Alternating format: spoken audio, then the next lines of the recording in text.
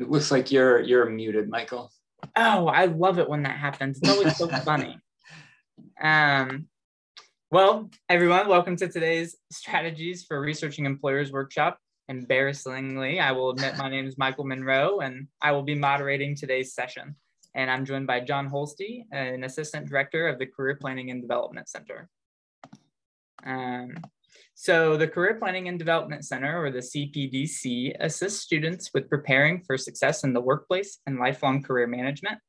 Students and recent graduates can meet with the CPDC career advisor to explore career options related to their majors, strategize for searching for an internship or job, and review application materials, including resumes and covers letters, and practice interviewing skills in a mock interview. Today's session is being recorded, and you will be sent an email by the end of the day tomorrow with the recording link, any resources that John shares during this discussion, and information about how you can connect with the CPDC for additional assistance. That email will go out to the email that's associated with your Handshake account. Preparing for an interview involves developing knowledge of your target company, its products, and of course, knowing exactly how to convey that you're the perfect fit for the job. Additionally, when beginning a job or internship search, identifying employers involved within your field is beneficial for determining where to seek opportunities. And both cases, conducting research and learning more about specific companies can be essential for successfully finding position openings and landing that job. In this program, participants will learn about resources and strategies for effectively conducting employer research. First, John's going to discuss why researching employers is important and how researching employers can be used to both enhance your job or internship search, but also how to use employer research to prepare for an interview. Then he's going to walk us through a few resources you can use in order to effectively research employers. And finally, we're going to have some time set aside for you all to ask any questions that you may have. Starting now, you can begin to type any questions in the chat, and we'll run down the list and address as many of them as we can within the time we have available today. As long as your question is about researching employers, you should feel free to ask us pretty much anything, basic, advanced, general, specific, whatever. So now I'm going to go ahead and turn it over to John Holste. All right, wonderful. Thank you very much, Michael. And thank you all for joining us today. I'm so excited to get an opportunity to talk with you all about researching employers. We'll talk today about some of the benefits involved with researching employers, some resources that you can use to conduct research, and finally, some ways that you can use that research effectively in interview settings. So as Michael noted, we will also have some time at the end for any questions that you might have surrounding this topic. All right, so learning outcomes. So by the end of today's session, I would like for you to be able to become familiar with utilizing employer databases such as Sorkins and reference solutions. There are other resources out there that can be used, but for today, we're just going to be focusing on Sorkins and reference solutions. These are both paid services that are made available to Webster students to use for free. They are both accessible through the Webster University Library website in the Articles and Databases section of the website. And again, the presentation and all the links and resources will be sent and made available to you by the end of the day tomorrow. And then learn about resources and strategies for researching and learning more about different employers. So we'll take a look at many different tools and resources at your disposal to conduct in-depth research when looking at potential employers. Some of these resources are exclusive to being a Webster University student or recent grad, and some of them are more general and accessible to anyone. I find that it helps to really use several different resources in tandem with one another so that you're opening up as many options as possible. And then discover techniques for keeping track of employer outreach and communication in order to stay organized during the job and internship search. When you're looking at so many different companies and organizations, it can be kind of easy to lose track of employers that you've looked into already and forget who you've reached out to or submitted applications with. So we'll look at a pretty simple digital organizer that you can use to kind of stay organized throughout the whole process, whether that's simply compiling a list of organizations of interest within like the research stage, or staying on top of applications that have been submitted while you're in the stage where you're actively applying. And then finally, learn about what kind of employer-related information to look for when preparing for an interview. And there are a number of different pieces of information that can be incredibly helpful to have prior to an interview. Having a thorough understanding about a company's values, their product or service, and their company culture, and other pieces of information can help you anticipate what kind of questions they may ask you, as well as help you develop thoughtful questions to ask your interviewer. So we'll take a look at how to find those pieces of information, as well as resources that can make the research fairly easy. All right. So how can employer research be useful? So there are two main areas associated with the benefits that are involved with employer research. The first one that we're going to focus on involves using employer research to identify target companies that you may want to explore possible job opportunities with. So the job and internship search, so often students and job seekers will know what role they're seeking out or what job responsibilities they would like to have, or what the organizational culture they would like in their future employer to have, but they don't necessarily know where to look or which companies to seek out. This is where employer research comes in pretty handy. This is a simple but fairly often overlooked way to approach the job search, but it helps to really first consider the industry or role that you're seeking, and then ask yourself and find out what companies do that, or which companies are involved with that industry. So let's say you're an animation major and you're beginning to think about the job or internship opportunities here in the St. Louis area. A good first step is to find out the different companies in St. Louis that have animation related positions or are in some way involved with the animation industry. We'll look at some different resources that you can use to kind of uncover some of that information. And the first way employer research can be useful is that it can help with determining which employers to target when beginning a job or internship search. So employer research gives you an idea of which employers you may want to focus on and apply to. Developing a running list of employers of interest is a great way to begin your job or internship search. Just kind of compiling that list, making that running list as you are finding employers of interest is a good strategy. And then explore industry-leading organizations and companies that possess positions that match your desired role. So it can really be helpful to identify those industry leaders. Figuring out which companies are highly recognized and leaders within their respective fields can be a really useful strategy and can provide you with an idea of companies that you might want to target or explore further. And then identify organizations that are aligned with your values, interests, personality, and skills. And those four components are all involved with the career decision-making process, that values, interest, personality, and skills. So knowing yourself in relation to your career values, your interests, your personality traits, and your skills is really helpful in the job search. But then also exploring organizations who may share or are conducive to those same traits is a good way to approach the search. It may yield a good fit between yourself and the employer. And then it can also be used to sort of cross-reference professional contacts and alumni contacts involved at specific organizations for more information through something called informational interviewing. So that's another great strategy that's often overlooked, which involves researching whether any of your existing professional connections or Webster alumni work at organizations that you're interested in. Using LinkedIn and the LinkedIn alumni feature can be a great way to cross-reference any specific employers of interest to see if there's a connection there that you could reach out to in order to gather information and learn more about their experience at that organization.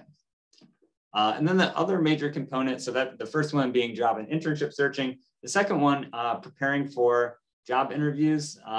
This aspect is associated with conducting employer research, involves really just preparing for the job or internship interview and being prepared to answer whatever questions are kind of thrown your way, and also developing your own questions. So after you've been notified that an employer wants to interview you and learn more about your candidacy, a crucial next step in preparing effectively involves learning as much as possible about that employer. So it can really be useful and advantageous to learn about the mission of the organization, the values of the organization, and also get a feel for the company culture. Going to the company's website and also learning about any news or new services or products is another good idea as well. And then if possible, learning more about your potential future supervisor and their professional background may be useful as well. Some of this information will likely be available on the organization's website, and some will be accessible through other resources, which we're going to cover in just a little bit. So overall, conducting employer research may help demonstrate knowledge of an organization in an interview setting and assist with answering questions. You can use the information you learn to anticipate and determine potential questions that the employer may ask. That way you're prepared, having already thought through or even practiced responses to questions. This also helps show initiative and sincerity about joining that company or being a part of that company in that position. Demonstrating that you're knowledgeable about facets of the organization shows that you've really taken it upon yourself to do your homework and do your due diligence. And that goes a long way when hiring officials are considering who to hire. And this also extends to asking thoughtful questions as well. Employer research can be used to develop thoughtful questions to ask the employer, demonstrating an advanced knowledge of that company, their product, or their industry. So asking questions that demonstrate that you've taken it upon yourself to learn about the organization, that you've also developed specific, well-crafted questions, can be just as valuable as conducting research to answer those interview questions. All right, so now I want to show you how to access the employer databases I referenced earlier. So we're going to take a look at both Sorkin's and Reference Solutions. Reference Solutions is also known as Data Axle, which recently rebranded and changed their name to Reference Solutions, but it used to be called Reference USA. So if I slip up and say Reference USA, I'm referencing Reference Solutions. So let's go ahead and take a look at how to access this. So as I mentioned, both of these are available on the Webster University Library website in articles and databases. So if you navigate to this page and then go to articles and databases, you can select each one from this drop-down list.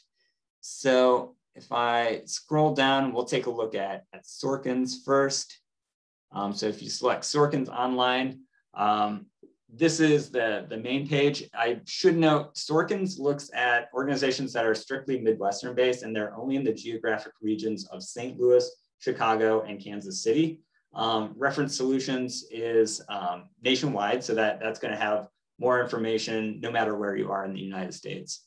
Then we're also a little later on going to take a look at a global employer database through something called Going Global. That one's got international organizations as well. But for Sorkin's, the way you would start this is go up to the top button for Start Searching. And I mentioned before, the idea that say you're an animation major here at the Webster Groves home campus, and you know that you're going to be seeking out an internship in the near future, but you're not exactly sure where to look or what companies are involved with animation. So what you would do is go to either a description keyword or a company that you know of already. And then there are other filters that you can use down here, but this is where you would start. So let's say animation, you hit enter, and that brings up a list of organizations in the St. Louis area that have something to do with animation. So you can go through, select ones that sound interesting, and then click View Profile. And that will bring up a lot of great information about those. So it'll tell you kind of where they're located. Oops, didn't mean to click that. The website, so you can do additional research. You can click on similar companies, and that will show you, similar companies that may have something to do with this one and maybe also tangentially related to this company or this industry. It'll tell you sales, the number of employees, the year it was founded, then usually a brief summary about kind of what they do. And then it also brings up these industry codes. And from here, if you find industry codes that are highly related to what you're looking for, if you click on that, that will bring up all the other companies that share that same industry code. So you can kind of get sucked into this rabbit hole of different companies that are involved with animation within the St. Louis area. There's also contact information for executives and usually senior level employees of those organizations. So you can kind of just go through and get a feel for what companies there are and do kind of initiate that research there. Go to their website, take a look at what they're all about, look at the About Us section, see if that's a company that's going to be aligned with what you're looking to do. And then, as I mentioned before, and we'll take a look at it a little bit later on, but you'd sort of cross-reference that information with Webster alumni or professional connections that you may already have using LinkedIn and using the LinkedIn alumni feature. But that's just kind of one component involved here with Sorkin. So again, you could click similar companies and that brings up a list of similar companies. But you can search by whatever you want.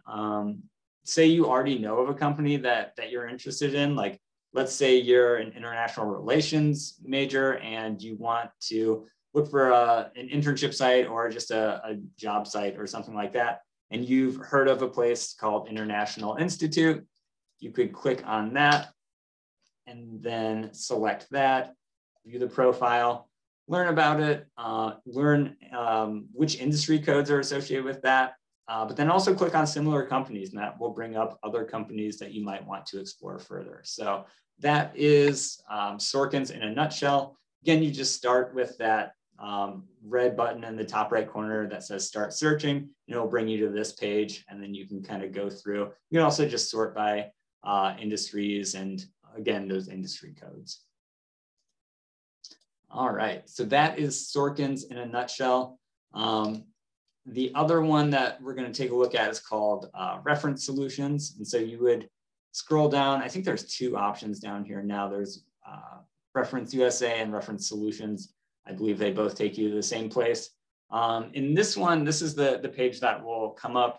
So this has jobs and internships. I've found that a lot of them kind of draw from Indeed. So if you're using Indeed in your search, there may not be too many additional job or internship opportunities that you find here. So what I really think is the more valuable aspect of this resource is the US businesses. So you click on that and then you would navigate to advanced search. And then you're presented with all these different filters and all these different options for finding different employers.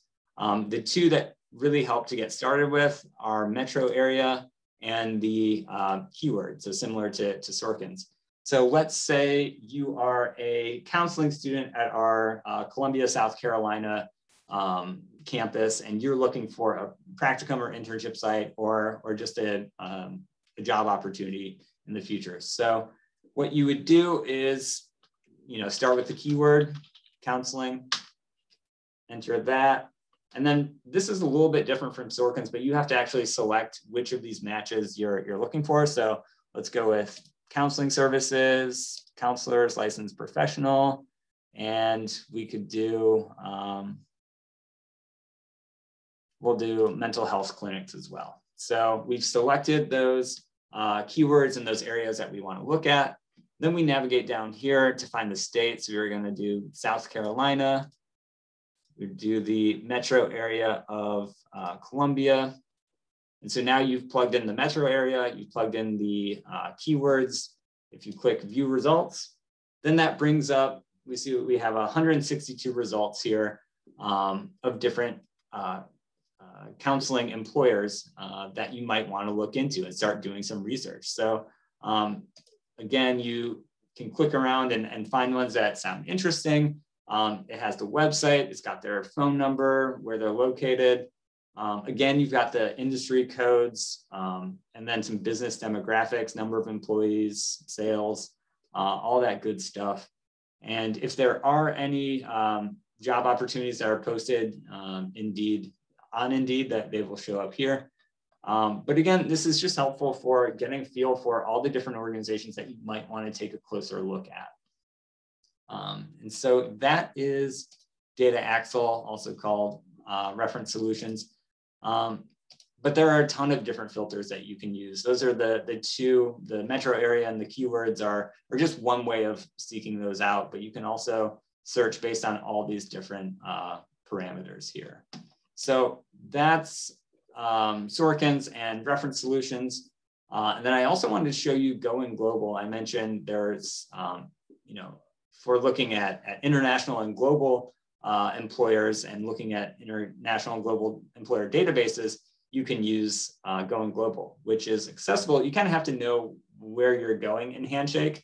And that's why I want to show you how to access it here. But if you click on Handshake, your profile will probably look something similar to this, where it's got jobs, events, employers. But if you go up to Career Center, and it's going very slowly, so I apologize.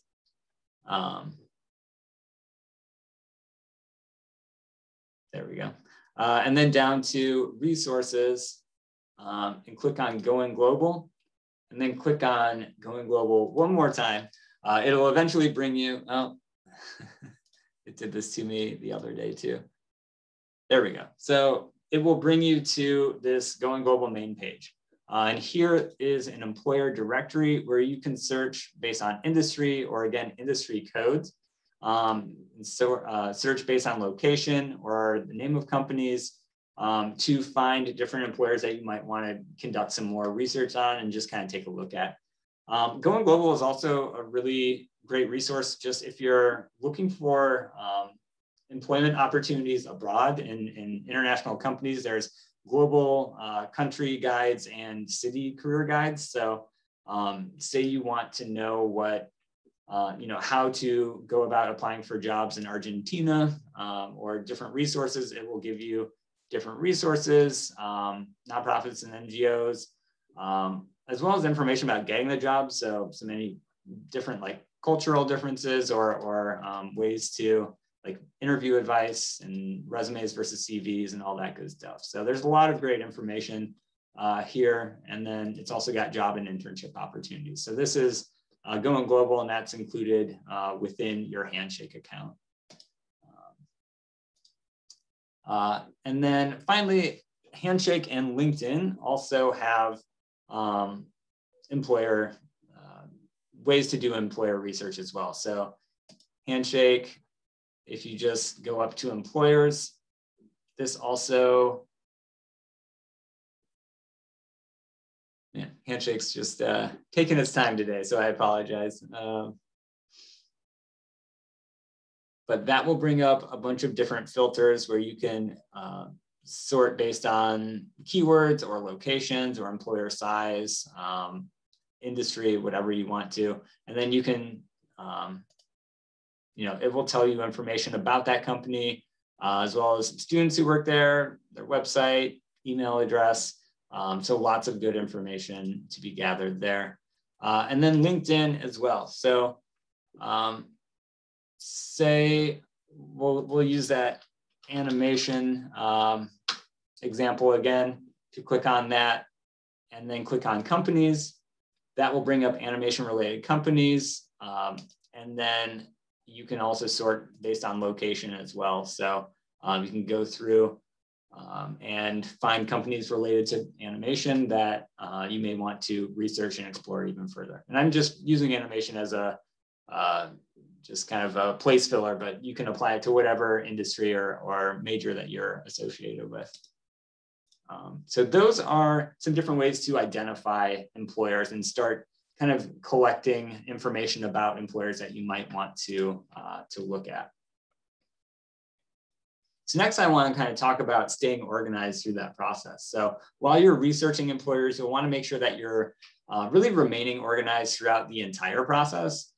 That way you can keep track of and remember which organizations you've looked at and researched already. Additionally, throughout the application process, it's really helpful to stay organized and to document applications that have been submitted, when that took place, and when you might want to follow up with the employer. This digital application tracker can help you stay organized. And so this is located, there's a link to it on your Connections 2.0 page or the Career Planning and Development Center webpage. And then again, we'll send out these resources tomorrow for you. But this is pretty straightforward, pretty simple, but it helps staying organized.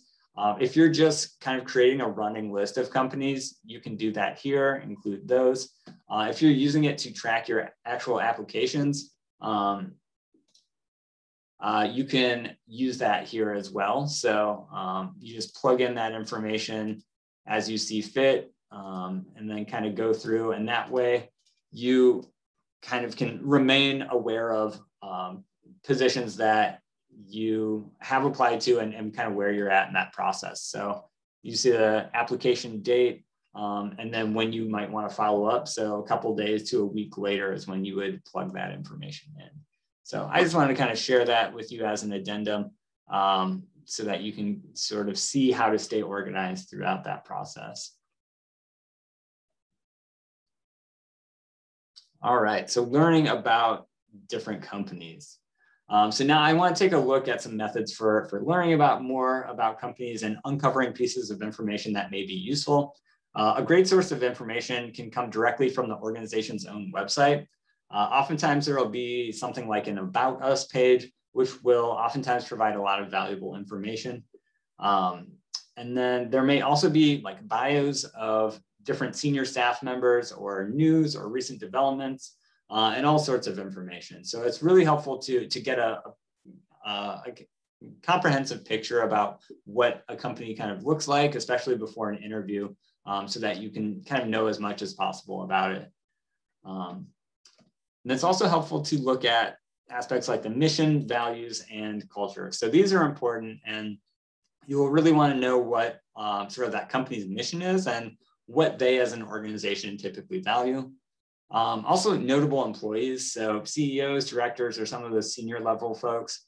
If possible, take a look at senior staff members or executive level member bios if that information is made available. There may be some interesting information, or it may give you an idea of some of the backgrounds or professional qualifications of those organization leaders.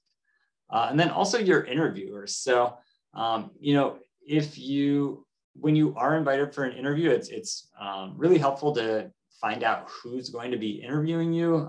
They may give you that information up front, or you may ask for it and find out. But you know, that goes with the individual or individuals who will be interviewing you. You may find some commonality or particularly interesting pieces of information. So you want to kind of look at information available about that. You can also kind of check out their LinkedIn profile and see if there's information about their professional background that may be helpful to know about. And then any sort of main function services or information about the clients, you'll want to check the website to learn more about how the company operates or any sort of notable services that they offer. And then structure and functions of your prospective department. You may find this information on their website. You may find information about your potential future department or role that would be useful to know ahead of time before an interview. And then recent organizational news. There may be some news on the organization's website directly, but you can also conduct a Google News search to see if anything's come up recently. There may be some new initiative or some new piece of news regarding that information that would be good to have and good to know ahead of an interview. And then also the public impression on social media. So you can check out the organization's social media profile, see what others are saying about the company. You may find some novel information or learn more about other people's perspectives of that organization directly. And so then preparing for the interview effectively. You know, I've touched on this a bit earlier, but employer research really is helpful throughout the interview preparation process. After you've looked into a particular organization and learned about them, it can be helpful to then reflect and consider, you know, what themes did you notice through your research? Were there any pieces of information that were consistently highlighted? What stood out to you? Were there any particular ideas that were brought up multiple times or in different ways? That may be something that they want to touch on in the interview, or that might be something that becomes a salient topic. Additionally, which aspects about your candidacy and experiences are most notable? So consider how you can discuss them and integrate them into your interview responses. So based on what you've learned about the company's mission, values, and operations, which aspects of your candidacy do you think are going to resonate with a hiring official? Based on what you know about them, what are some elements of your experience that you think they would probably want to hear more about? You can also use resources like Glassdoor to learn more about the experiences of current or former employees. So this can provide some unique insight into the culture of the organization, the atmosphere, and any positive or negative attributes that aren't immediately available without talking to someone who has had direct experience there. One word of caution, however, anyone can post information on Glassdoor, so take everything with a grain of salt when using this information to form a general impression about the employer. And then another great way to learn more about someone's particular experience working for a company is through something called informational interviewing. And for those who aren't familiar with the term, it's actually a pretty simple concept, but it's pretty effective as well. In a nutshell, informational interviewing is identifying someone who's working in a career field of interest or at a specific employer of interest and seeing if you can just kind of ask them some questions. So you might ask them how they got involved in that field or how they got started or any resources that would be helpful or what their general impression of the company or how their experience has gone so far. It's really, you'd be surprised at how willing people will be to talk about what they do and their experience within work. And especially Webster alumni. If you're not sure who to reach out to, a lot of times Webster alumni will be quite willing to take some time out of their day to talk with you, especially if you're first getting started in a field and want to learn more about what they do, how they got started, or about that employer or that company that they work for.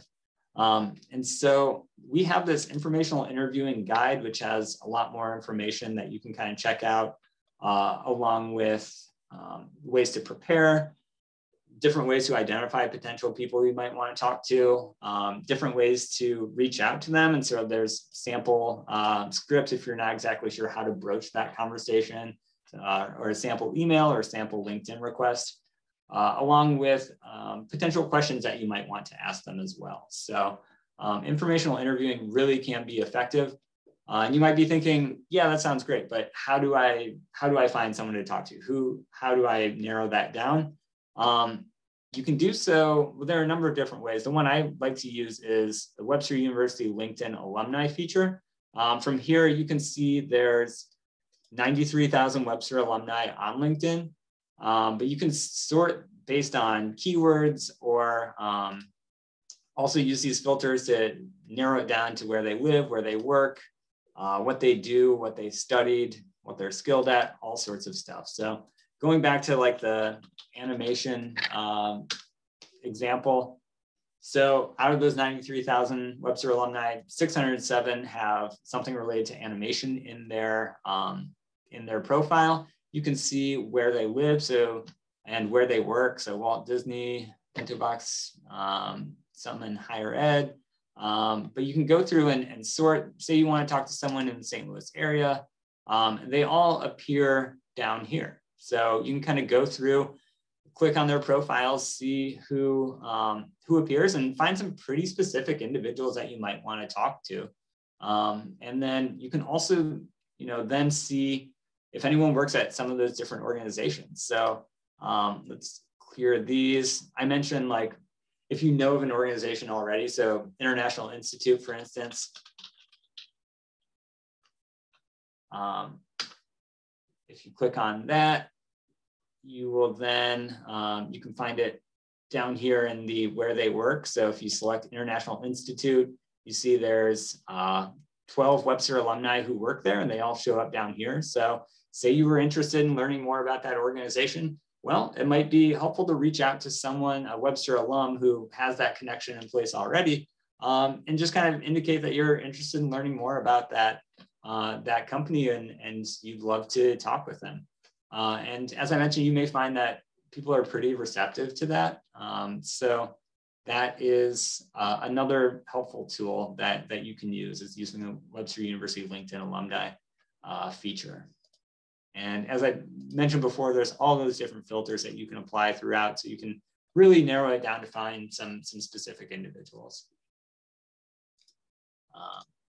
All right. And then there's also, we have this best practices for interviewing resource that you may want to take a look at. A lot of good information for preparing for interviews and how to go about doing that effectively. So I won't get too in the weeds with that, but we'll make this available to you so you can take your time and go through those resources and take a look. All right, so now I just want to do kind of a brief recap and outline some of the main points that we talked about so far today. And then as we talked about, I'd like to open it up for some questions after that. So if you haven't yet, please enter your questions in the chat box. And while you're doing that and preparing your questions, I'm going to go through and just kind of hit on those main points that we talked about so we can kind of reinforce those. So when preparing for a job or internship search, conduct employer research to compile that list of organizations of interest. It really just kind of starts there. Start simple, start keeping track of organizations you're looking at, and really go in depth, see what they're all about, see if that connects with what you're looking to do. You may find that you have further questions, and then we've kind of looked at different ways that you might be able to reach out to employers or to professional connections who work there already to get some of those questions answered. And then use employer profile databases like Sorkin's and Reference Solutions. Those are both available, as we looked at, on the Webster University Articles and Databases website, on the library website, to really look at and uncover those organizations within specific industries. There's additional resources like Handshake, Going Global, and a lot of good information on LinkedIn that you can look at and to help really identify those employers of interest and figure out different employers that might stand out to you and that you might want to explore getting job opportunities or internship opportunities with that, or even just involvement opportunities, whether that's volunteer-based or internships or paid opportunities. And then consider cross-referencing employers with the Webster University LinkedIn alumni feature to identify any Webster alumni or anyone you may already know for conducting informational interviews. You can really gather a lot of great information, and it is a really helpful resource for not only learning about that, but also kind of getting your name on their radar, so to speak.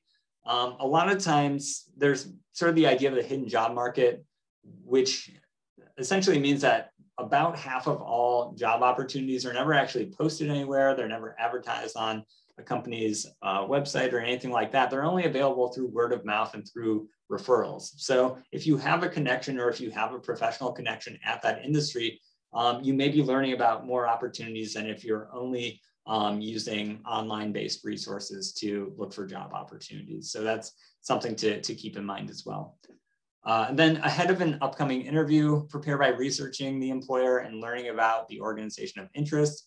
Learn all about its functions, its services, its executive staff, clients, any notable news or updates. Really, the more that you can show that you've kind of done your homework, you've researched and are sincerely interested in that company, that's going to leave a good impression for the interviewer. And when it really comes down to it, they're trying to select between candidates. If you show that advanced knowledge, you show that you are aware of what they do and you've kind of gone above and beyond to learn about that organization, that's really going to go a long way. And then learn about others' perceptions and experiences by visiting Glassdoor or the organization's social media profile. So kind of getting a feel for what other people have experienced with these organizations may yield some beneficial information as well. And then based on your research, develop questions to ask the employer and consider potential responses to questions that you anticipate being asked. So when developing questions to ask them, in interview situations, I always advocate for having at least 3 questions prepared ahead of time, even before the interview starts. And so in general, like a rule of thumb is ask questions that are more subjective or ones that you can't necessarily just kind of Google or do some research or go to their website and find the answer to. So ones that involve their personal experience tend to be more effective. And if you can also tie in that advanced knowledge of that organization, that helps show initiative, that helps kind of show that you're asking those thoughtful questions. So say you find out there's some new program or some new initiative that they just launched, by asking a question that involves that kind of demonstrates that you have taken it upon yourself to get that advanced knowledge. So yeah, and that is what I've got prepared for you. So now, Michael, if you could kind of let me know what's going on with the chat and if there are any questions that folks have. Yeah, definitely. Well, John, thank you so much for sharing all that information. I do have a question or two prepared for you here. So The first question I'd like to ask you is, we've kind of touched on company culture, but we've never really defined. I don't think we ever really defined that. So would you be able to define what a company's culture is and possibly give us some examples to look for when doing that research? Definitely. So, and that's such a good question because it is kind of somewhat subjective, but a company culture kind of plays into the values that that company has and how they sort of operate. So I'm sure you're aware some companies may have a more like kind of loose dress code, or it may employees may be expected to wear sort of more casual clothing or that type of thing. So that may be a little bit looser, not necessarily less professional, but kind of just more of a casual company culture. Whereas some companies, depending on the industries, especially more like business related companies, may have a more kind of professional expectations about the dress wear, for instance, of their employees. Some, part of company culture, as I mentioned, involves values too. So some companies may really value certain aspects, whether that's, providing workers with, flexible time off, or whether that is, they value customer satisfaction above anything else, or things like that. So all of those things kind of go into that company culture. And so it's a great question. And unfortunately, I can't exactly define it because it is sort of, a lot of things are baked into what a company's culture is like. But Glassdoor really is a good way to get a feel for that. You can hear from current or former employees and find out like what they, what their experience was. So some companies might, say they really value diversity and inclusiveness and things like that. And you can find out whether or not that sort of was demonstrated in current or former employees' experiences, whether or not those, what they state as being something of importance to that organization, to that organizational culture, was in fact something that was practiced throughout that time there. So yeah, and I think with some of that, you'll get a feel for that by going to their social media page too.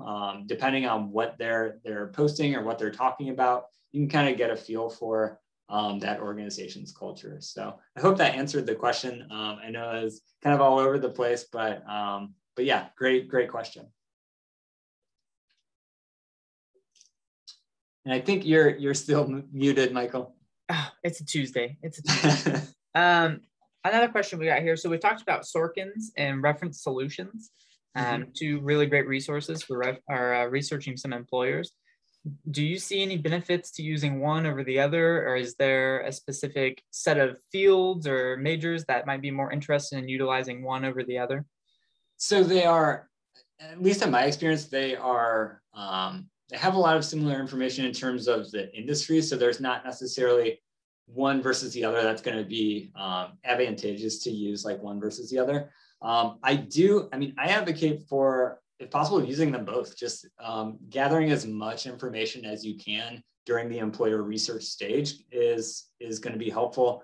They pull from different sources, or they're created slightly differently. So there may be some organizations that you find in one but aren't in the other. The biggest difference between them is really the geographic region. So, reference solutions, if you're looking outside of the Midwest, Sorkins unfortunately isn't going to help a whole lot, but reference solutions is. But if you're looking in the St. Louis, Chicagoland, or Kansas City, Topeka areas, then definitely using Sorkins is going to be helpful. But then, don't discount using reference solutions in tandem with that. Really doing that. There's also like the Business Journal's Book of Lists. I know St. Louis Business Journal Book of Lists, there's kind of directories of different employers there. Then other metropolitan areas have Book of Lists as well, which I believe is available on the library website as well. So if you go to St. Louis Business Journal, from that drop-down list, there is some employer information there. So there are other resources out there. But then even just going like very broadly with a Google search at first, and then kind of narrowing it down from there, really just gathering that information as much as you can is going to be helpful, however it is that you can get that. So, so yeah, between the two, the geographic regions are really the biggest difference that I've noticed between the two resources that we looked at. Awesome. Awesome. Well, John, thank you for talking about that. Sure.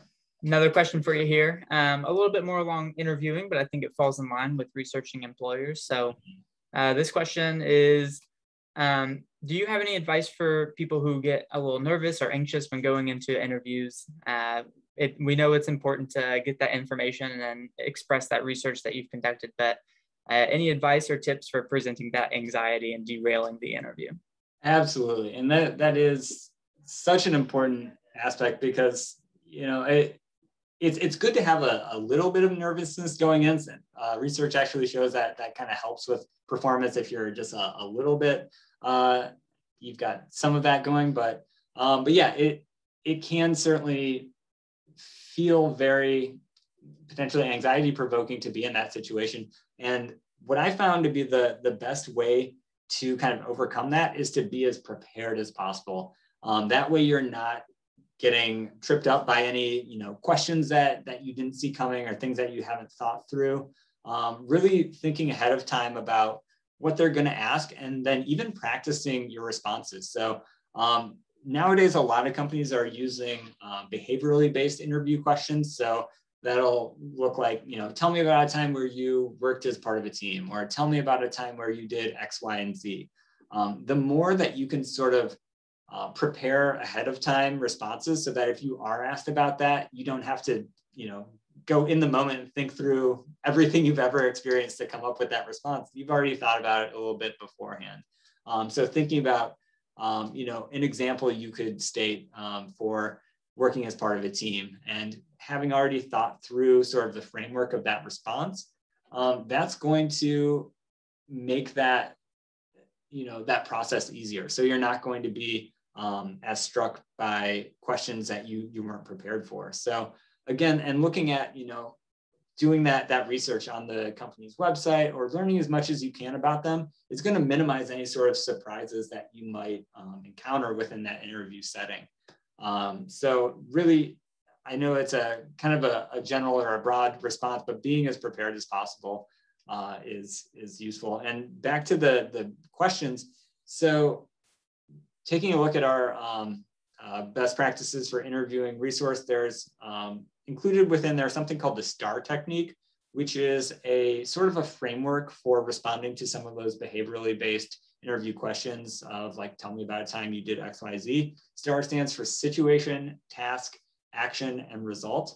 And those are the four components in kind of communicating to the employer the information about that question they asked. So situation, a little bit of background about what the situation was, so setting the stage, the task, what that challenge was that you were up against, and then the action and the result are when you want to spend most of the time. So what action did you do to overcome that challenge? What did you do to overcome that hurdle? And then what was the ideally positive response or positive result from that action? Those all can be, that's sort of a framework you can use for answering those questions. So the more you can sort of prepare responses or think through that framework. And if you are asked about this or you are asked about that, you've already thought it through a little bit and you kind of have an idea of the way that you want to answer that question. It's usually the best way to alleviate that sort of anxiety that you might be feeling. Yeah, thank you, John. Yeah. Thank you. That's currently all the questions that we've had thus far.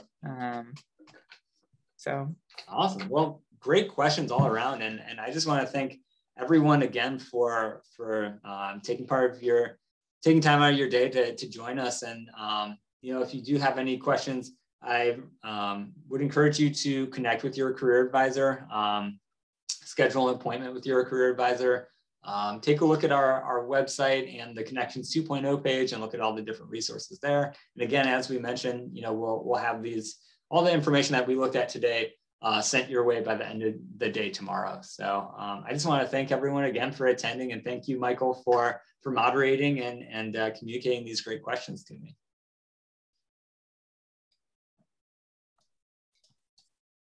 Well, of course, John.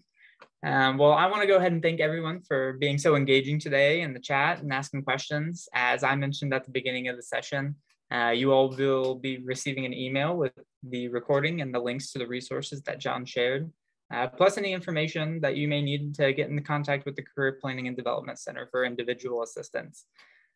So with that, thank you very much, and I hope that you have an excellent rest of your day. All right, thanks again. Have a good day, everyone.